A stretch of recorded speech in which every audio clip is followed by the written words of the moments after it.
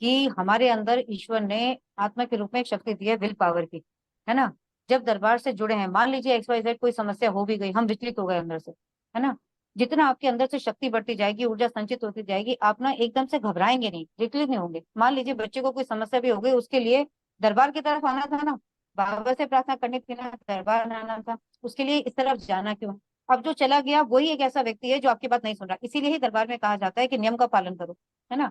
अब वही वाली बात है कि मतलब नियम का पालन नहीं करते, या अलग अलग तरह के मन मुटाव वाले लोग जो हैं वो एक ही घर में, आज हमारा दुर्भाग्य है कि हम सब रह रहे हैं और हम अपने ही घर के लोगों को कन्विंस नहीं कर पाते।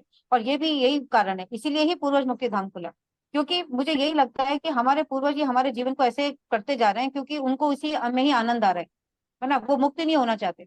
तो हमारे अंदर कहीं ना कहीं ऐसी स्मृतियां जीवंत रूप में रह ही जाती हैं कि जो हमें फिर से भ्रमित करती हैं, हमें फिर से अरे दरबार जाके क्या होगा, अच्छा यहाँ चले जाओ। तो हम इसके लिए यही एक कर मिनट। सकते हैं कि हम प्रार्थना करते चले जाएं, प्रार्थना करते चले जाएं, क्षमा मांगते चले जाएं, रोए नहीं, परेशान ना हो, और अपने दीक्षा के लेवल पे आगे बढ़ते जाएं। एक बात मैं यहाँ और कह देना चाहती हूँ कि देखिए, जैसे बाबा ने हमें बताया था कि जब हम तंत्र दीक्षा लेंगे तो दरबार का मकसद है कि आपको 11,000 वोल्ट तक ले जाना। मतलब आपके जीवन की कोई भी घटना कब परिवर्तन होगी, जब आपके अंदर से जो ऊर्जा है ना, जो भी कर्म है हर समय वो हमारे अंदर से रेडिएट हो रहा है ऊर्जा के रूप में, दिखाई नहीं दे रहा आपको। तो जब आपकी खुद की ऊर्जा हाई हो जाएगी, तभी आप एक तरह से ना इन सब से निकल पाएंगे। मतलब जो कुछ भी जीवन में किसी भी रूप में घटना घटती है, अच्छे या बुरे रूप में, उसका कारण सिर्फ आपके अंदर से निकलने वाली ऊर्जा है। हम्म?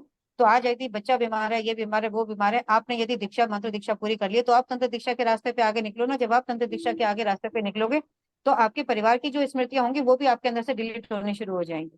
तो अपने किसी को समझाने की बजाय, उसको समझाओ उसको समझाने की बजाय, आप अपने आप को सशक्त बना लीजिए। बीमारी का कारण सिर्फ स्मृति है, आकाशिक रिकॉर्ड है। वो जब आप तंत्र दीक्षा लेते हो, उसमें आपकी स्मृतियां परमानेंटली डिलीट होती, परमानेंटली डिलीट होती। ठीक है। हर चक्र के में आपकी क्लींजिंग का कारण यही है, जब तक एक राउंड क्लियर नहीं होगा आप दूसरे राउंड पे जाएंगे ही नहीं। इसलिए दरबार जब देखता है कि आपका की एनर्जी कैसे, आप कैसे बन गई है, तभी आपको दीक्षा देता है।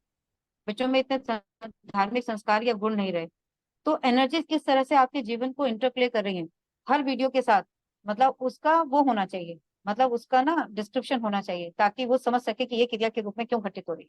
तो जैसे आज हम देखें कि भाई कोई, आज भी मतलब मैंने जैसे एक भैया थे, उनके अंदर कालिया नाग थे। तो मैंने देखा जब गुरुदेव उनकी हीलिंग कर रहे थे तो उन्होंने कृष्ण भगवान का ही आह्वान किया। मुझे वो वीडियो, वो मोमेंट, वो लर्निंग, मतलब हर वीडियो से सीखा।